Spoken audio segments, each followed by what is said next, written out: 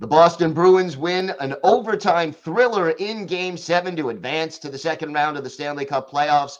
Ian McLaren of Locked On Boston Bruins is here to talk about that and look ahead to their second round series with Florida. All that and more on today's Locked On NHL podcast.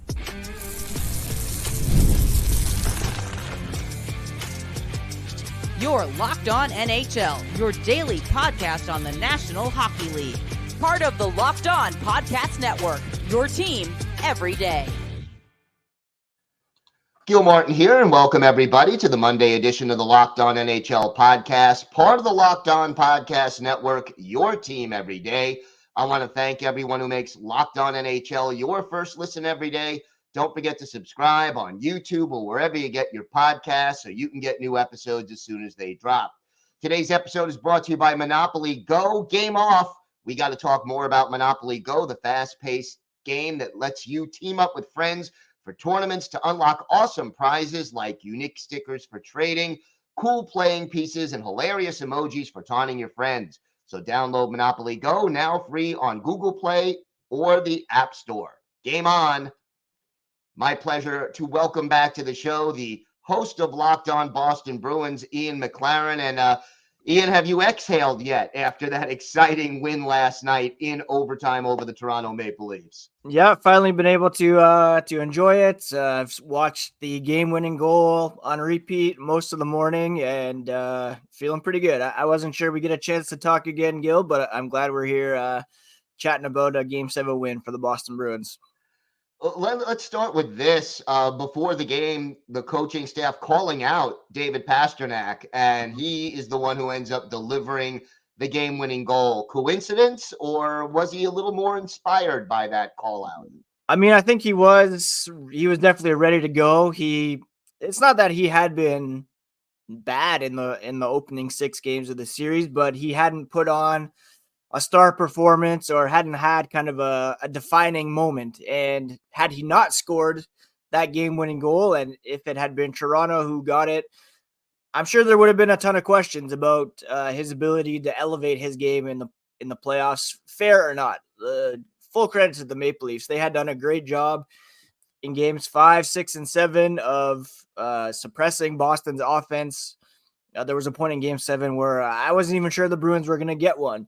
There was so much talk about Joseph Woll being replaced by Ilya Samsonov prior to Game 7, and he played fantastic. The Bruins did not have one of the slow starts that had plagued them in the previous 2 games, getting a lot of shots on goal, and he was making those saves, Samsonov was. But that play in overtime, and so much credit needs to go to Hampus Lindholm for being aware of the fact that Pasta had an open lane. If you watch the replay, you can see him, holding his stick out saying, I have an opportunity here to get in behind the Leafs defense.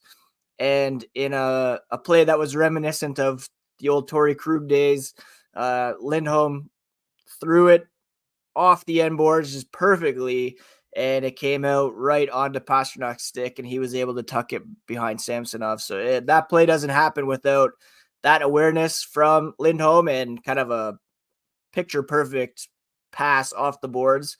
But you can see the relief on Pasta's face afterwards as well. There's a picture of team president Cam Neely going up there to congratulate him as well. And, yeah, the relief from him, the coaching staff, all the way up to the top of the organization and across the fan base was immediate, and you could just feel that joy from Pasta as well. Got to talk about Jeremy Swayman. To me, the series MVP. What did you see from him, and how much did his play mean to the Boston Bruins? Yeah, I've been talking about this all season long. I think I've mentioned it to you as well before, but the Bruins aren't even in the playoffs without the goaltending that they've gotten this season. That's been a huge reason why they were able to withstand this kind of transition season. You lose Patrice Bergeron, David Krejci down the middle. You need that strong defense, and you need that goaltending to be there. And Jeremy Swayman, in the 6 games that he played, was virtually unbeatable. He had an even 950 save percentage, which even just saying that out loud, it boggles my mind. to think that he stopped 95% of all the shots faced in this series and off the sticks of some good players. Yes, William Nylander was out for the first 3 games. Austin Matthews missed a couple games, but the Leafs have more elite firepower than the Bruins. They have more finishers than the Bruins do. And the fact that Jeremy Swayman was able to keep them at bay, get in their heads, whatever. Even Linus Ullmark was good in the game that he started, but Austin Matthews had that game where he took over, scored on the breakaway. There was a moment in Game 7 where the Leafs had gone up 1-0, and they had an excellent opportunity to make it 2-0. Jeremy Swayman had a huge save there. That could have been the difference, but they were able to take it back the other way and score the game tying goal like a minute and a half after the Leafs had scored. So that save right there was just typical of Jeremy Swayman, how he's elevated his play. And it's way too early to award a Conn Smythe trophy, but if you could name an MVP round by round, Jeremy Swayman would have to be in contention for that in the Stanley Cup playoffs so far. Give me an unsung hero of this series for the Boston Bruins. I mean, there's been early on, it was Jake DeBrusk who stepped up. He had a few power play goals. Brad Marchand obviously had a very good series. There's a couple of guys I think you need to look at. Brandon Carlo was arguably the Bruins' best defenseman in his own zone over this series. He is not a guy that jumps out on the scoreboard, but he was, I think, at least top 5 on the team in shots on goal as well. Without Brandon Carlo, and he's a guy that who has been injured in past playoff runs, and his absence has been noticeable, tangible. But he was a guy who stepped up. And then also on the blue line, Mason Lohrei came into the series later on. His confidence is just unbelievable, and you can tell that it extends to his teammates as well. I think Brad Marchand even compared him to a younger Brad Marchand in the playoffs back in 2011.